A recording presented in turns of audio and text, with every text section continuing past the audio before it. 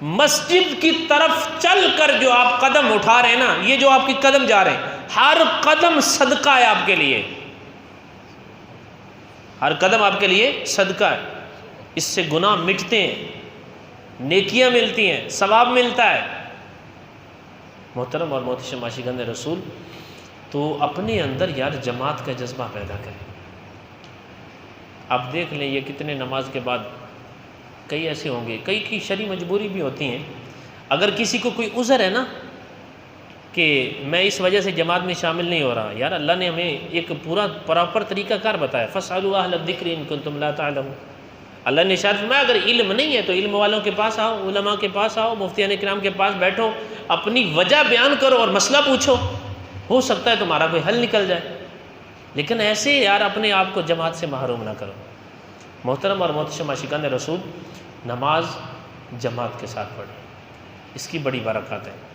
اب دیکھیں اکیلے آپ نماز پڑھیں گے ہو سکتا ہے، وہ جیسے حدیث پاک میں نا الشیطان مع الواحد، کہ شیطان جو ہے یہ ایک کے ساتھ ہوتا ہے، ومن الاثنین ابعد، اور دو سے شیطان بھاگتا ہے دور۔ اکیلے پڑھیں گے ہو سکتا ہے شیطان کے وار ہو جائیں، ٹھیک ہے۔ اور بزرگان دین صوفیاء کے عمل سے یہ بات پڑھی ہے کہ وہ کئی صوفیاء کرام جو ہے نا وہ تو مسجد میں جب آتے ہیں نا جماعت کی نماز پڑھنے کے لیے پچھلی صف میں کھڑے ہوتے ہیں، کیوں؟ فرماتے کہ ہو آگے جو ہے نا یہ کوئی ان میں اللہ کا نیک بندہ ہوگا جس کے سجدوں کی وجہ سے، جس کے قیام کی وجہ سے، جس کے خوف خدا کی وجہ سے، سبھی کے دل کی کنڈیشن ایک جیسی تو نہیں نا، کئی ایسے بھی ہوں گے کہ جو نماز میں کھڑے تو قیام میں ہیں لیکن آنکھوں سے آنسو جاری ہیں، کئی ایسے بھی ہوں گے جو کھڑے تو مسجد میں ادھر کھڑے ہیں لیکن ان کا تصور ایسا پاکیزہ ہے کہ میں جناب پل صراط کے اوپر نماز پڑھ رہا ہوں، کھڑا ہوں، یعنی خوف خدا پیدا کرنے کے لیے، جذبہ پیدا کرنے کے لیے، عبادت کا ذوق پیدا کرنے کے لیے۔ تو وہ بزرگان دین اس لیے نماز پڑھتے پیچھے جماعت کے ساتھ ہی پڑھتے کہ آگے والے جو ہیں جس کی نماز قبول ہو جائے گی، جس کا سجدہ قبول ہو جائے گا، رکوع قبول ہو جائے گا، اللہ اس کے صدقے میری عبادت بھی قبول فرمائے۔ محترم اور محتشم عاشقان رسول، حضرت سیدنا عمر بن خطاب رضی اللہ تعالیٰ عنہ آپ فرماتے ہیں جو بندہ جماعت سے نماز پڑھتا ہے نا اللہ اس سے پیار فرماتا ہے، اللہ اسے محبوب رکھتا ہے، اللہ کو جماعت پسند ہے۔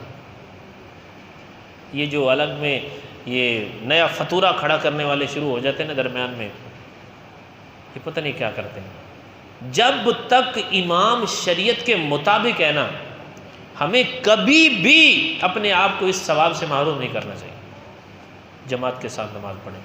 اللہ کے بندو، ہمارے بزرگان دین تو ایسے تھے کہ اگر اذان سننے کی سعادت نصیب نہیں ہوتی تھی نا کئی دن روتے۔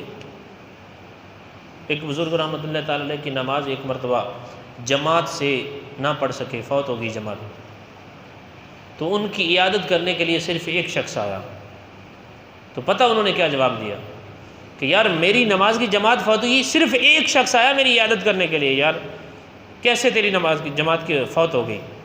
اگر میرا بچہ فوت ہو جاتا، میرا کوئی گھر کا فرد فوت ہو جاتا تو دیکھتے تم کہ 10,000 سے زائد بندے کے لیے آتے۔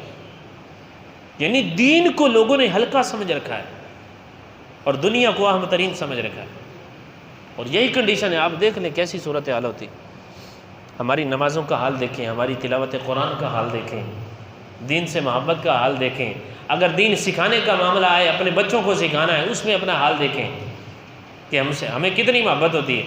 وہی جو لنگڑا ہوگا، لولا ہوگا، گانا ہوگا، وہ ہم کھینچ کے کرتے ہیں مدرسے کی طرف، چلو جی۔ محترم اور محتشم عاشقان رسول، نماز کا جذبہ پیدا کریں۔ میں آپ کو سناتا ہوں حضرت سعید بن مسیب کے حوالے سے، بڑے عظیم ترین بزرگ ہیں یہ۔ آپ کے حوالے سے آتا ہے، آپ فرماتے ہیں کہ متواتر یعنی لگاتار 20 سال سے اللہ کا یہ فضل ہے کہ جب اذان آتی ہے نا میں مسجد میں ہوتا ہوں۔ جب اذان آتی ہے، اچھا اذان سے پہلے وضو کر کے مسجد میں آ جانا، اس کی بھی بہت بڑی فضیلت ہے،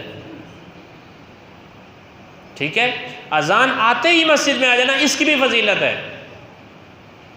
ہاں یہ پراپر جو پہلے ہم کر رہے ہیں نا، یعنی اذان ابھی 15-20 منٹ جماعت کے پڑھے ہیں، ہم پہلے ہی تیاری کر کے آ رہے ہیں، یہ جو ہم اہتمام کر رہے ہیں، انتظام کر رہے ہیں، کوشش کر رہے ہیں، اس کا بھی ہمیں بدلہ ملنا ہے۔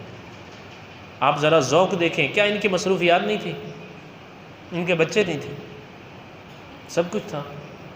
آپ فرماتے ہیں 20 سال سے اللہ کا یہ فضل ہے، لگاتار جس وقت اذان ہوتی ہے میں مسجد میں ہوتا ہوں،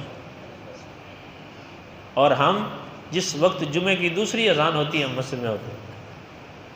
ایسے ہی ہوتا ہے، ایسے ہی ہوتا ہے۔ دین نہیں سیکھا پھر کیسے جذبہ پیدا ہوگا؟